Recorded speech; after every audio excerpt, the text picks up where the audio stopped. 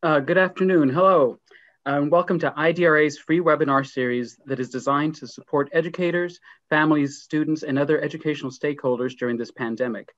My name is Hector Bojorquez. I'm Director of Operations and Educational Practices at IDRA. IDRA is an independent nonprofit organization. Our mission is to achieve equal educational opportunity for every child through strong public schools that prepare all students to access and succeed in college. You can visit our website, idra.org, or subscribe to get the news and resources that intersect policy, education practice, research, and community engagement. And I'd like to bring up tomorrow is IDRA's 48th birthday. We've been around quite some time. Today, we are looking more broadly at education of emergent bilingual students during and after the pandemic.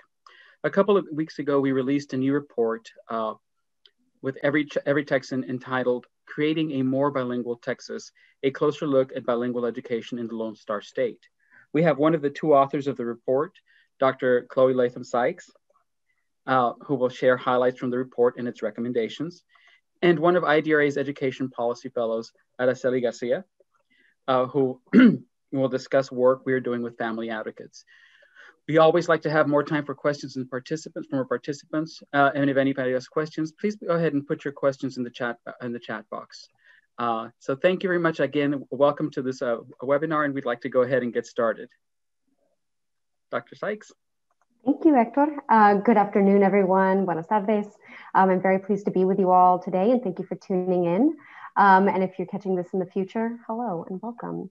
I was part of, along with our friends at Every Texan, drafting, creating a More Bilingual Texas, which is one report out of several resources IDRA has been able to issue lately. But this project in particular began in 2018 with our friends at Every Texan, as we mentioned, which was formerly called the Center for Public Policy Priorities. And it began as an extension of some of their previous work on examining the implications of the 2011 Texas legislature budget cuts. And many legislatures across the country at that time were making massive budget cuts following the 2008 Great Recession. But in Texas specifically, those budget cuts had really disproportionately impacted elementary special education programs and bilingual education programs. So this project emerged out of an investigation of the impact, the lingering impact of those budget cuts, and then really explored what is bilingual education in Texas, and what are some implications for quality education for emergent bilingual students across the country and across the state. We'll be using the term emergent bilingual as in place of English learner, which is a term that IDRA has recently adopted more formally, and Araceli might be able to speak more about that. But the report does focus on English learners, or as sometimes might be used in other states, English language learners. These are the students that we are talking about in this report and in our recommendations. So as I mentioned, this report will go through 6 of the recommendations that we made emerging from here. And the recommendations largely focus on the policy terrain. So it's less about the in-classroom practices and more focused on the nature of bilingual education funding and finance, types of bilingual education and ESL programs, and continuing challenges and potential solutions for addressing teacher workforce shortages. Furthermore, one other key area that I want to highlight is we have noticed in some of our policy work in bilingual education, there just really remains a lot of misunderstanding from legislators and policymakers about what bilingual education is and who it really serves and who it should serve. And so it's sometimes confused with just English as a second language programs, ESL programs. It's sometimes confused with being different than dual language programs, which fall under the umbrella broadly of bilingual education in practice and in law of how we go about those in our state. And some legislators think of this as perhaps only an issue that affects students who are immigrants to the US, while 85% of emergent bilinguals nationwide are US born. So public schools, of course, must serve all students that are residing in their districts. But we are really focusing on a complex issue, but also a very urgent issue, and trying to clarify some of the policies around bilingual education. So this report and our other resources that we will share and have linked following this webinar, hopefully going to clarify some of those and what the recommendations are for improving policies and practices for emergent bilingual students. here we have, you can see a slight overview of our recommendations. I swear I won't go too in depth with each, and hopefully we will be able to have some Q&A to be able to digest these a little bit more.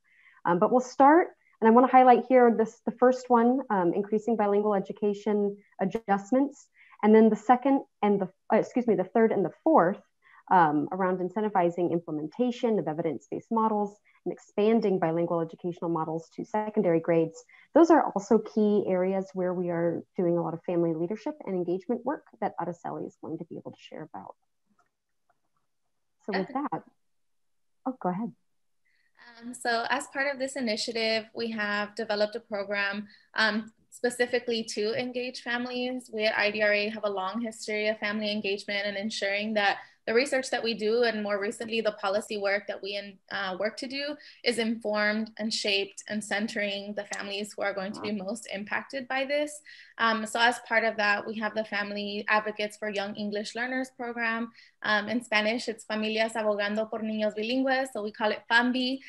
We think the acronym is better in Spanish. And as part of that, we've had actual parents and family members of emergent bilingual children who are able to inform these policies, shape them, and work actually now as we're working at the Texas legislature to implement some of those recommendations through laws.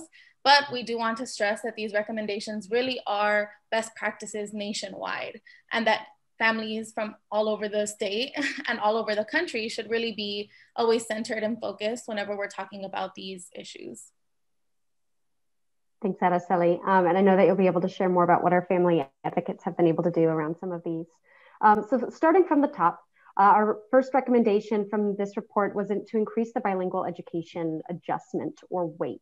So without this becoming a giant school finance webinar, many states, about 25 other states, have a per pupil school finance weighting system so that they fund their bilingual education based on students who are designated as English learners or emergent bilingual students. Texas has the same system.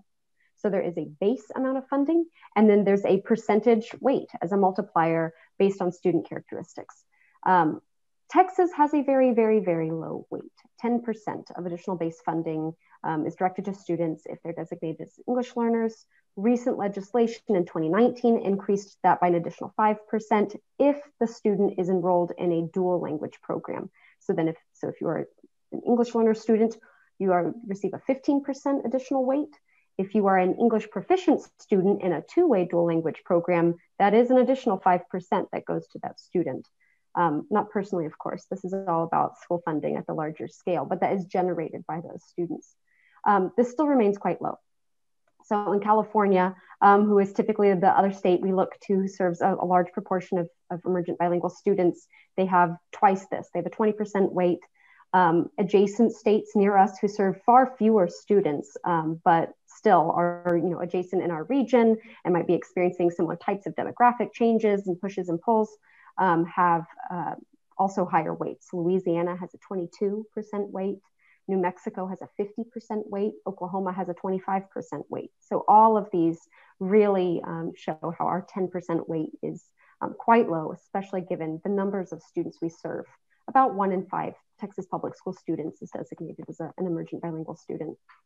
All of these are still far below what cost studies suggest would really be sufficient for bilingual education funding. So lots of studies uplift about 50% additional funding. There are states that fund that and above, but 50% weight adjustment. And IDRA in the past has advocated for at the very least a 40% weight. This is not a current proposal of this current legislature, unfortunately, but one that we continue to try to uplift in a lot of our other advocacy work.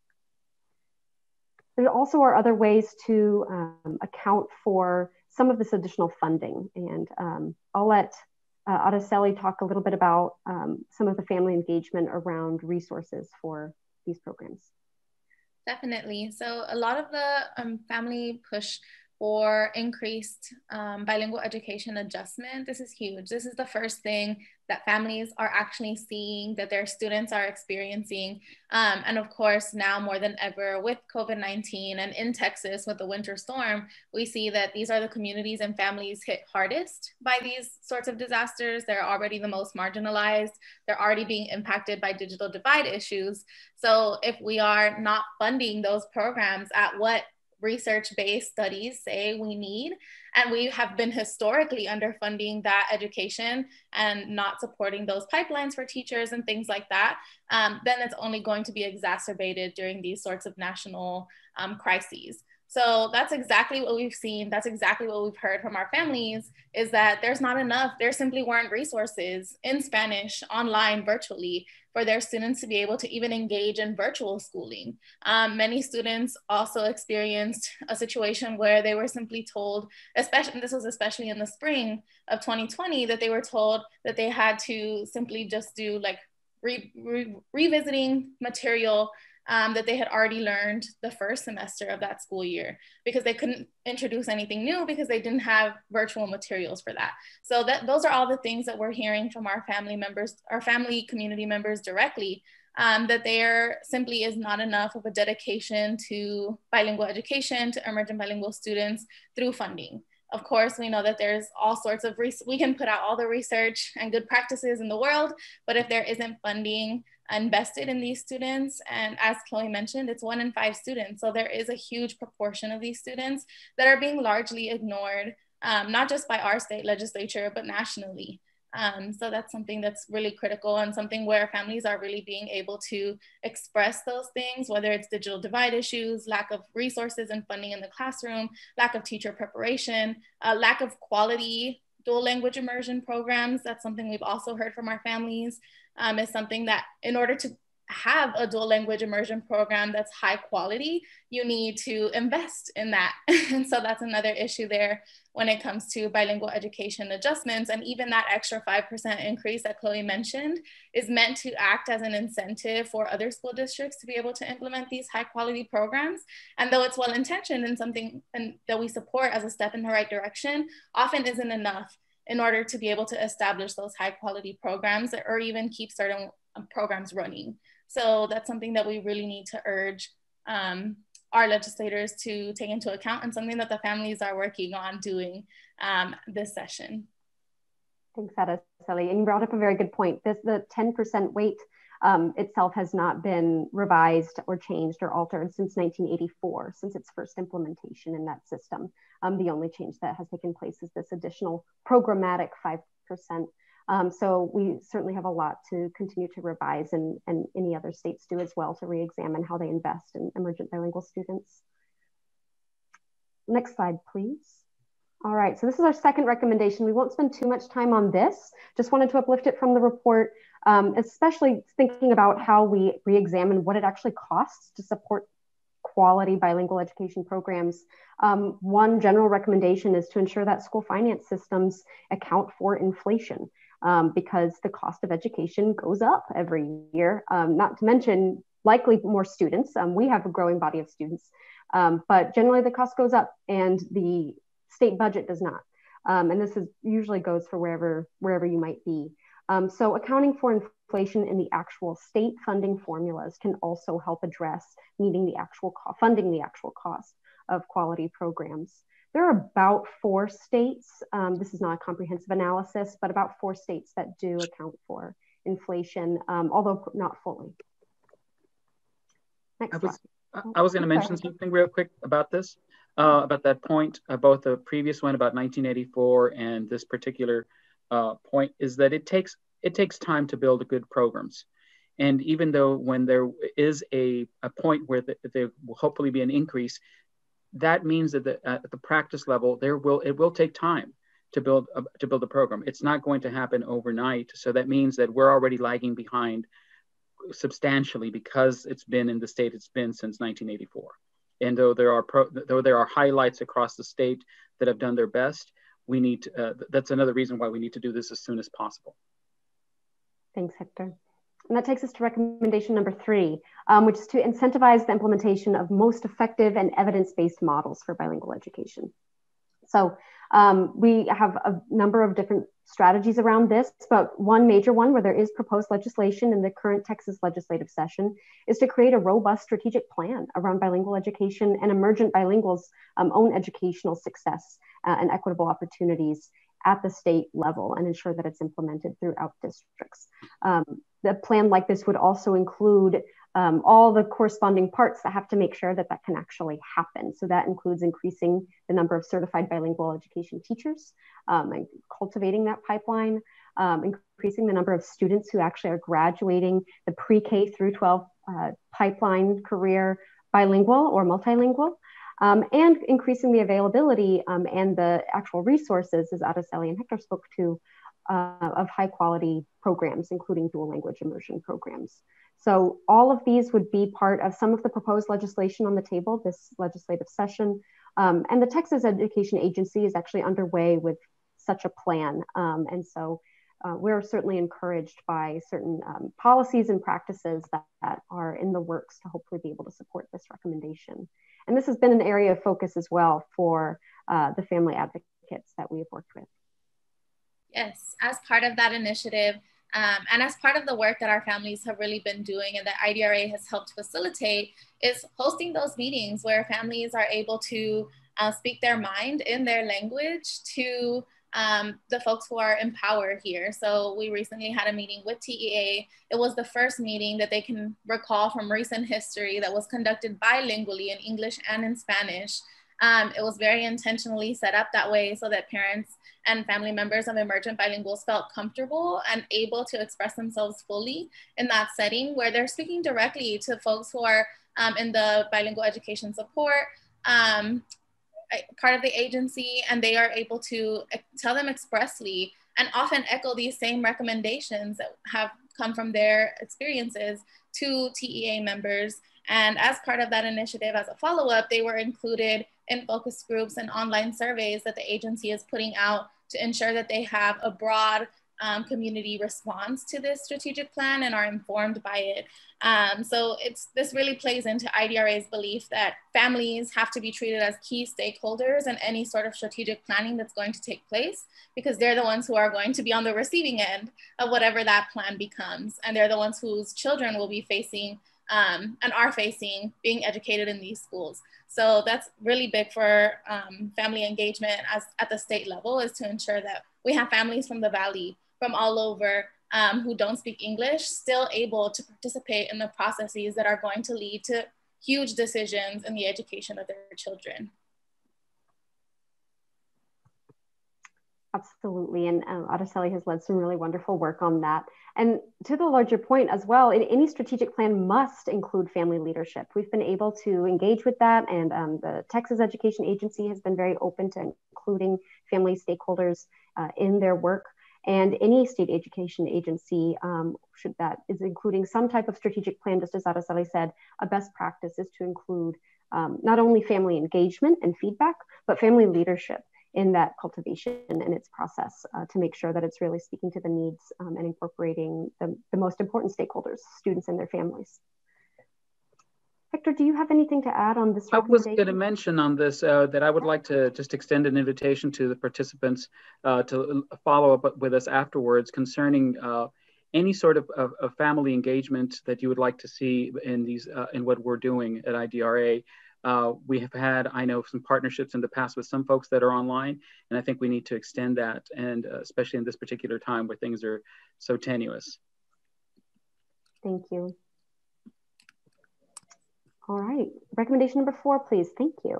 So our fourth recommendation, which has also been a big area of our family leadership work, is to expand bilingual education models to the secondary grades rather than just elementary level. And this comes out of Texas in particular actually really does have pretty good bilingual education legal bones, in that bilingual education programs need to be provided for schools enrolling students who are designated as English learners if there's at least 20 or more in that grade for speaking a same home language.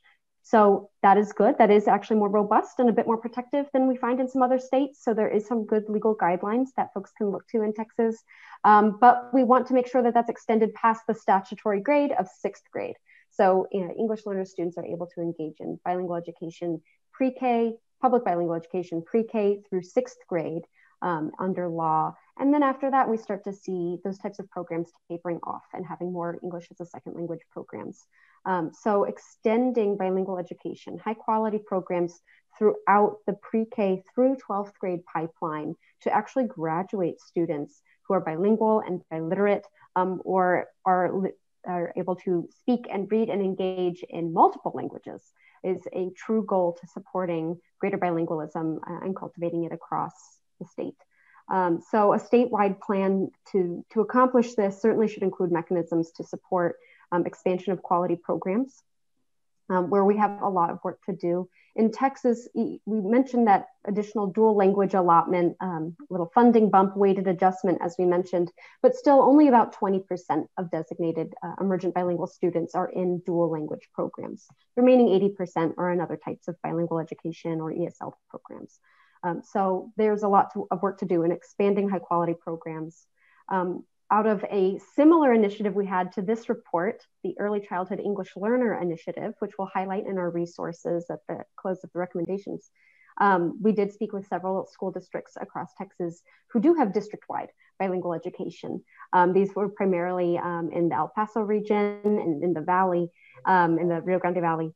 And we're able to uplift some of the really good practices and district-wide policies that they have in place to graduate students bilingual and biliterate. I know, Hector, you've been a big part of some of that work in the Valley. Yes, I was going to mention there are very bright spots along the Rio Grande Valley and some in West Texas concerning very good practices such as Far San Juan Alamo ISD that basically has a systemic approach to both college access and success and bilingual and their dual language bicultural education. It's a very it's a systemic approach that doesn't look at it as just either a silver bullet or one particular program that's isolated from the rest of the district. It takes a much more holistic approach that it looks at every part of what's going on in the district, from student engagement to family engagement, professional development, coalitions that are built across in the area, and coalitions built with the local institutes of higher education. So it's those sorts of systemic approaches that are usually most effective. And what we also would invite people to suggest or let us know of any others that they know across the state for us to be able to document, because proof points for us are always very important for those folks that still don't see how useful this can be or if it's possible. So we invite those for people to submit those to us.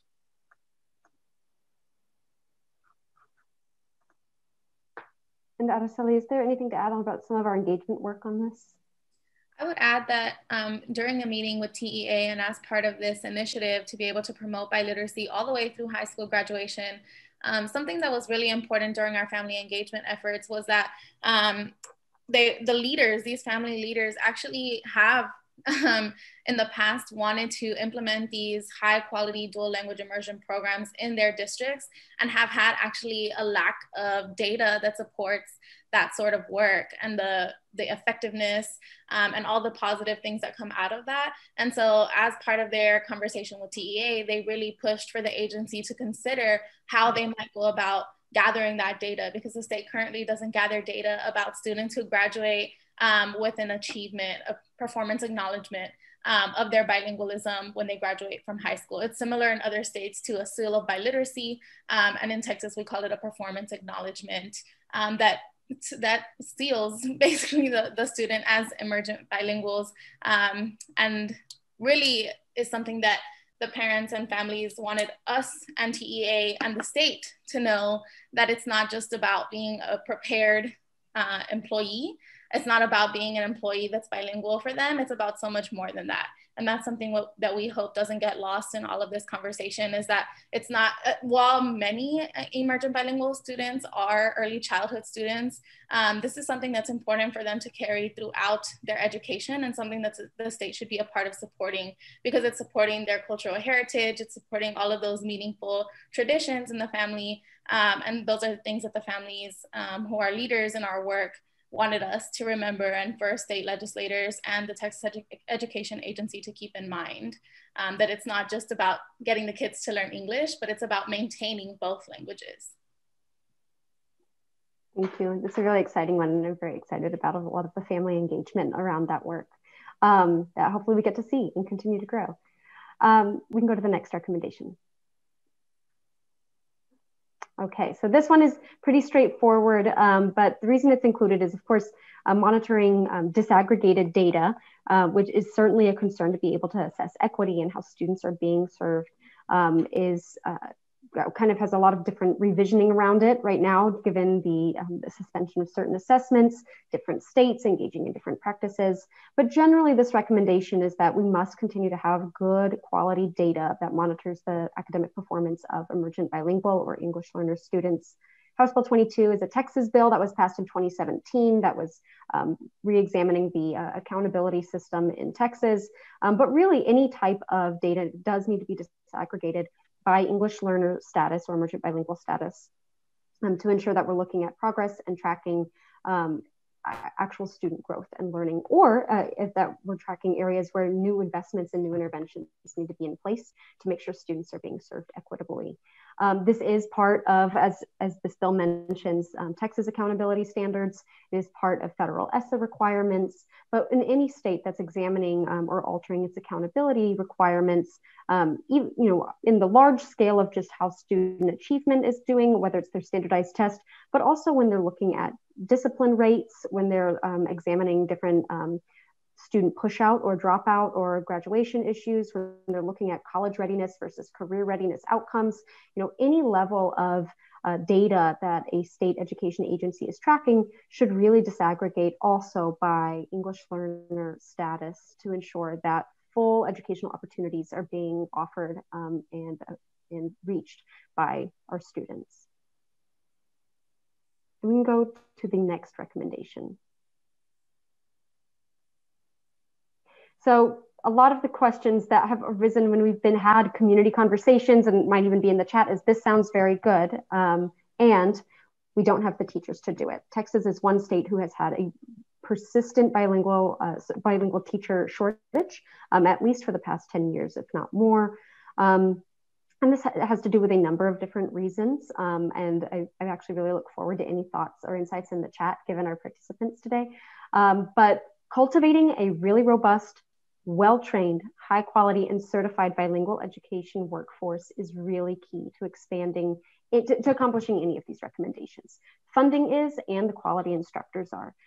So being able to have teachers who are able to pass their exams, are able to access preparation programs, and are continuing to be certified and placed where our programs are, bilingual education programs are, is critical. But that becomes a real challenge. So if you do see this report, Creating a More Bilingual Texas, on page 13, there is a graph showing about the past decade's worth of waivers and exceptions. So this is based on Texas school districts that say we don't have enough certified bilingual education or ESL teachers for the program that we have to provide. So we're requesting a waiver or exception. And we've seen an increase in those, as you'll see in those graphics.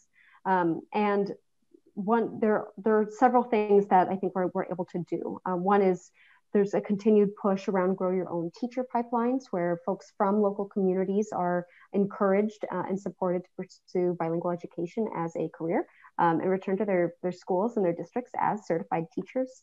Part of this also is growing your own paraprofessional type of line, where, and this came out of the additional initiative we mentioned, the Early Childhood English Learner Initiative, of folks saying we have parents who are absolutely bilingual who are able to volunteer in our classrooms or be a classroom aide. And if they could become certified or either trained as a paraprofessional or certified as a teacher, they're already invested in our local schools and our local communities, and they know the communities and their students are in the classroom. So there were several areas around how we could leverage the power of our own communities and families that are part of our school communities. There's some other types of systemic changes, like loan repayment assistance for public school teachers and other types of things there. And one other component that came out of some of that other research was about creating a bilingual special education teacher certification in Texas. This is a certification that does exist in several other states, but not in Texas. We certainly have bilingual education certifications. We have special education certifications, but not someone who is able to be trained specifically to screen both the special education services and the different types of linguistic pedagogies and instructions and diagnostics that someone with this type of certification may be able to do. So we are certainly encouraged by uplifting this type of legislation in Texas. And this might be something, if in other states does not exist, it could be worth exploring as well. And I believe if Hector Araceli, do you have anything to add to this particular one? Yeah, this has been an ongoing situation even before 10 years ago, and it's a consistent problem. The grow your own idea is excellent, and we need to continue that. But also, as you mentioned, having a clear communication between our communities and who do kind of like an asset mapping of who is out in our communities that could conceivably play a greater role in this, because our communities do have a lot of gifts that they can contribute to this if given the opportunity. There have been programs in the past that allowed us to do this, but they were not sustained. They were not sustained because they only addressed those either individual circumstances. What policy work allows us to do is make sure that this gets either scaled up or that it is measured on a scale-up basis, so we can see that multiple people are doing it. Because the only way we're going to be able to do this is if we look at it from a higher perspective at a state level, rather than just doing kind of idiosyncratic pieces along either the border areas. So I think that's one of the ways we're going to be able to solve this, because still to this day, even from when I was involved in the classroom, we're still having this shortage. So I think that having this policy look at it again is perfect. Thank you. And I believe that concludes our formal recommendations that came out of this report. Before we open it to Q&A, I also want to highlight that while these are really to be taken as a whole, these were partially constructed pre-pandemic, but the urgency of all of them became very clear. And I think Araceli helped frame this at the beginning throughout the pandemic, that they didn't necessarily change. Some of the circumstances and specific interventions and needs may have changed. But really, this is all about investment, intentional planning, and strategically measuring for student progress. And so the federal funds that have come out through now this third wave of federal relief funds, and as well as in the previous two, the CARES Act, the December relief bill called CARISA sometimes, and now the American Rescue Plan Act, all have educational funds that are specifically intended to be targeted for English language learners' success. And I'm using the language of the specific act there. But this does include a range of different types, actually a fair amount of ways to use those federal funds, including improving educational programs for emergent bilingual students, for improving parent and family engagement efforts within school districts, and developing other types of strategic plans that look at instructional investments, actual materials. Araceli spoke to the challenge about having translated or translanguaged instructional materials. So with states receiving typically a huge wave of federal funds, these are real ways to be able to carry forward these types of recommendations and make sure those funds are targeted for the students who we know really have been under-resourced for far too long. So I wanted to highlight that as far as some federal ways to move forward. And with that, I believe we can open it to any Q&A. I was going to mention one thing before that. We look at these webinars as obviously as being able to share the information and share our learnings and share the policy work that's happening. But I also like to use this as an opportunity to invite others to become partners with us. And from the folks that are here, I would, if there are things that we've mentioned that you'd like to talk to us about, we'll have our emails at the end of this to be able to talk to us. I've already chatted with a couple of people on here about possible partnerships, both either in family engagement work, policy work, or research work. That's awesome, Hector. And I'll just add quickly as well. I think we all have something to add before the Q&A. I'm super excited to just see who's on the call and based on who's on the call to talk more about this, but I would just want to share a little bit more about our family engagement work. And really it's about building family leadership and skills that are transferable. So for right now, because we're in Texas and during a state legislative session, a big effort for us is something that we had in November was a huge town hall that brought together family members and advocates from across the state for the first time for many of them. And it was really important because that was a time when we talked about, well, why is bilingualism important? We all say support emergent bilinguals. We care about bilingualism. We want to create a more bilingual Texas. But what does that mean for us? And that's somewhere where we really heard from families about how important it was for them, for their child to be prepared, not just to be a successful student or a successful employee, but a successful person. For them, it was huge, tying cultural practices and traditions back to keeping students grounded, safe, and as meaningful members of those communities that they're a part of. So we want to remind everyone that this, and our families reminded us, that this extends so far beyond educational settings, workplace settings, even higher education, but it's about community settings and first and foremost.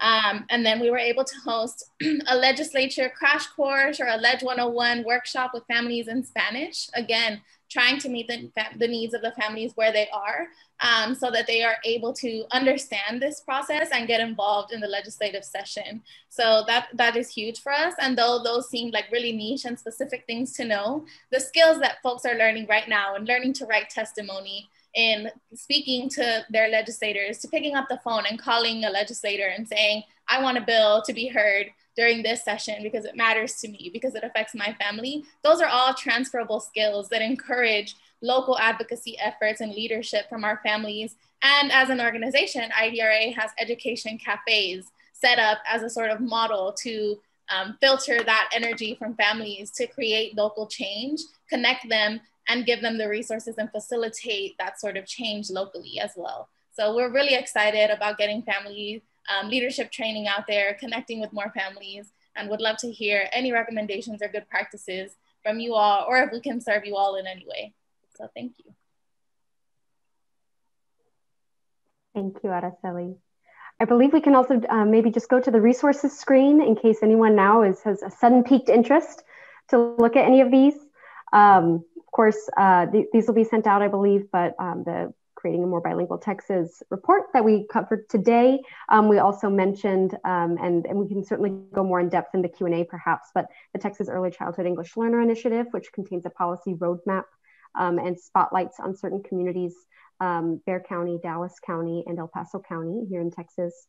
We've been having a series, a multi-weekly series since the start of the COVID-19 pandemic called Learning Goes On. And that series does contain several issues around equitable practices with English learner students. We have some other curricular and leadership resources here as well. I would like to point out our Good Schools and Classrooms for Children Learning English. It's a guide. It's a rubric. This is this particular. It's that pink rectangle right there with the kids.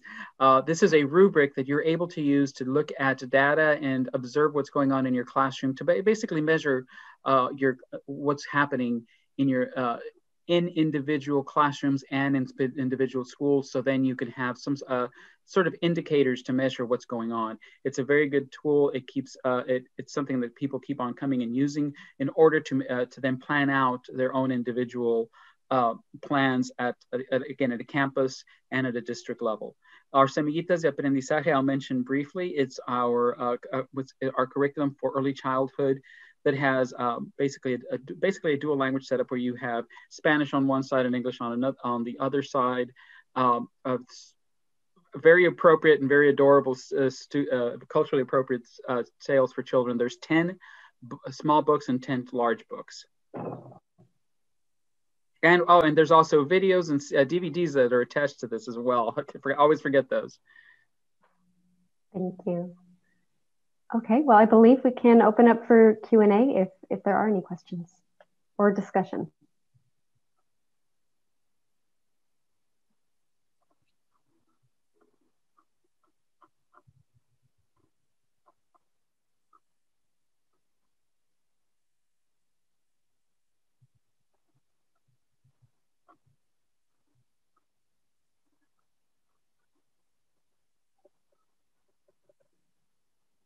reviewing the chat a little bit myself. I think we've just listed our recommendations here.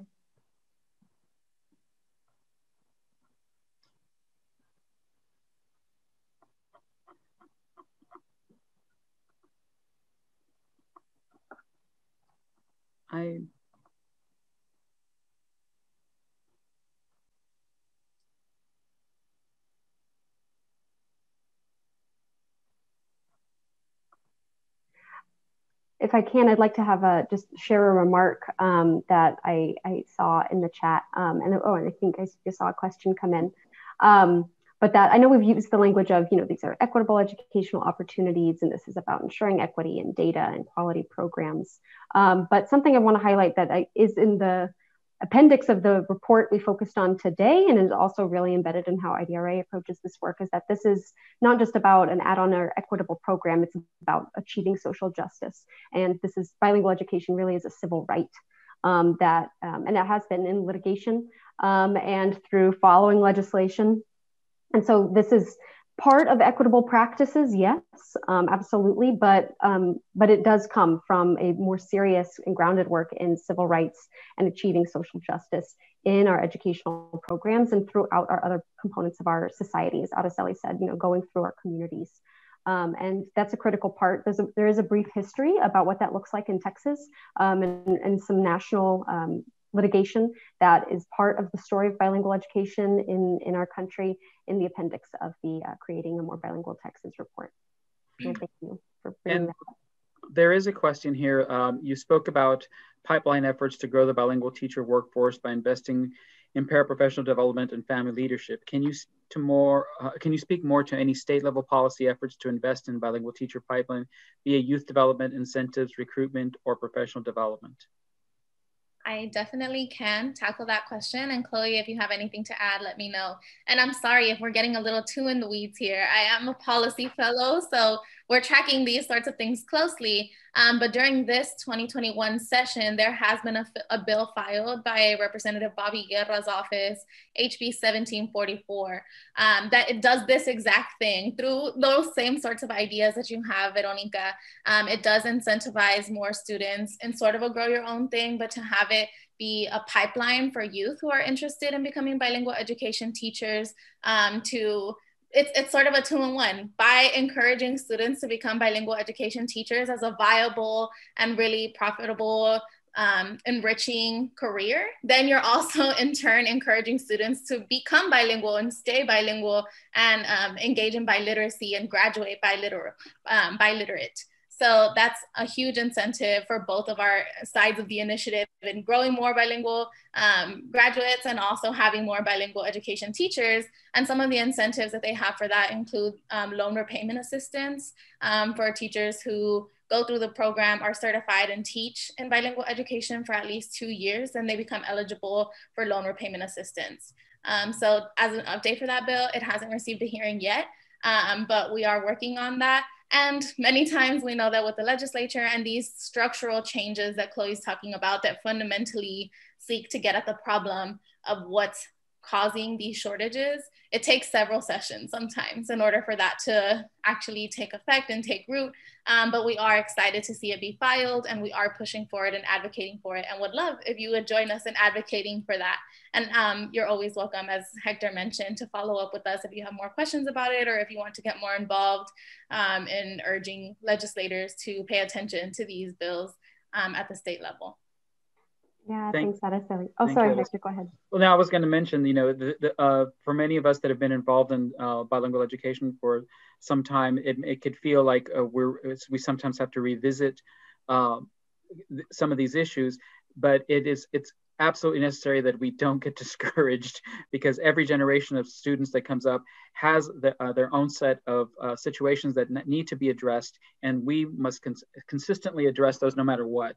And I bring that up because I know that some of these things may seem like we haven't been able to fix the problem, or it's going to take a lot longer than one session to fix it. Yeah, and I'll add a little bit to the incentives piece, incentives and recruitment piece.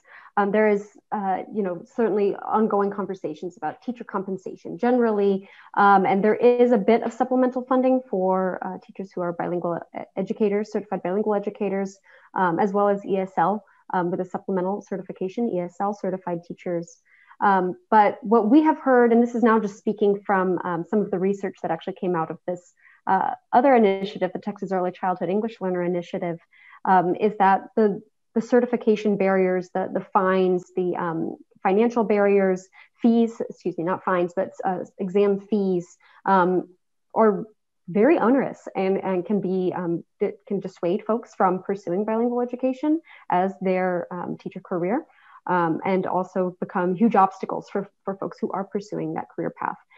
So re-examining without reducing the rigor of the standards, right? But re-examining how are we able to really leverage the wealth of expertise and capability that we have, that we know we have in our workforce of folks who are interested in this line of work, and not get dissuaded by other types of bureaucratic barriers, other types of fees, or whether the certification exams, this came up in several conversations, really only focus on a particular formal dialect of Spanish, and do not accommodate the broad range and wealth of diverse dialects and ways of speaking in Spanish based on different nationalities, different communities, different backgrounds.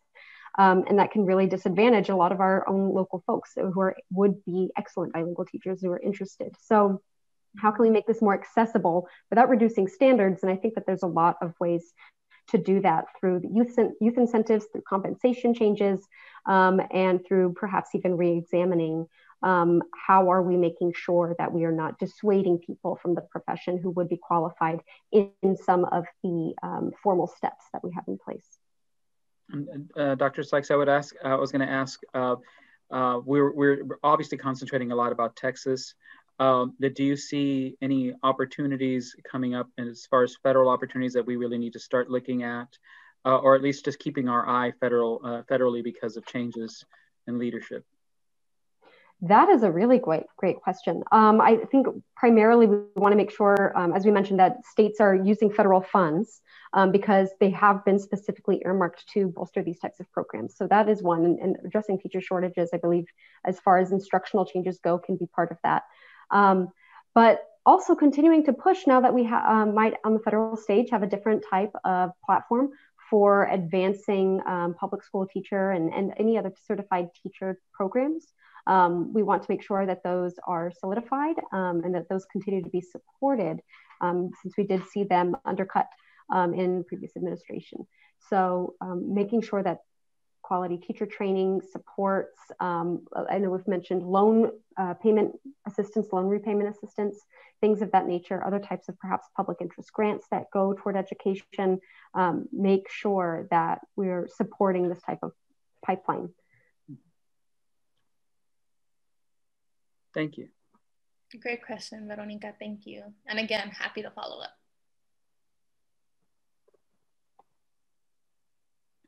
From Juan Flores, has a report analysis been done on the extent to which Latinos have been impacted by lost education income because of the underfunding? That's a really good question. Thank you, Mr. Flores. I'm not thinking of a specific one. And of underfunding, meaning either state underfunding or federal underfunding, I'm not sure that is specifically focused on Latinos. There might be some that speak to some aspects of this question from, for instance, the Migration Policy Institute, I think in the past has issued reports about essentially the lost wages or the lost economic impact because of exploiting a lot of labor from folks who are Latino. That, of course, would not be the full extent of your question, but there are several groups that might address parts of this. Yeah, I would add to that, Chloe, that again, I think this is something that would be interesting to do. I don't know that they have them specifically on Latinos or Latinx students, but I have seen sort of arguments and studies be made about how education, a quality education that's authentic to students and retains them in school rather than pushing them out. If they're minoritized students, we see this largely with Black and Brown, low income, often also students with disabilities who are often pushed out of schools with these really harmful discipline practices. And I know this gets a little bit out of here, but we're still talking about the same sorts of students and populations that aren't normally supported in schools. We have seen the differences in what it costs the state to provide that high quality education that we would argue is well funded as opposed to the current underfunding of it, and what it costs them as a state and as a country for those same students to not be retained in schools and then enter the penal system, enter the criminal justice system. So we have seen those sorts of studies come out as an argument for better funding education and maybe not paying as much attention or not giving as much funding to these carceral solutions to problems that we often see begin with things like underfunding schools. So those are some studies, and I can't pull any off the top of my head right now, but if you follow up with me over email, I can try and get some over to you, because I think that is really powerful logic and things that, again, address the social justice and root issue of a lot of the larger causes and the larger issues that we see play out in our society that we can often figure out where that's coming from. And a lot of times it's in schools. And I'd like to mention, as I said, that, you know, we like to take this as an opportunity to find partners, research partners, this is something that we are interested in looking at in the next couple of years, and not only just as to nuance the underfunding situation because of House Bill 3 that happened just a couple of years ago, where there was nominal increases. We know that it's much more complex than just the cachito, as we would say in Spanish, and that was given extra, that we would like to take a look at, because we didn't think it was enough, and there was a lot more that needed to come in through that. So I would invite others that would like to be involved in any sort of research projects around this to also get in touch with Araceli and I about this. This would be fantastic.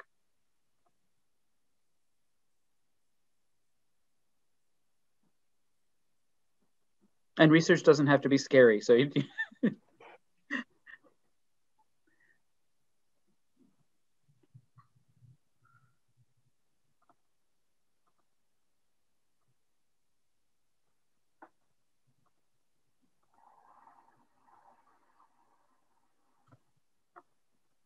okay.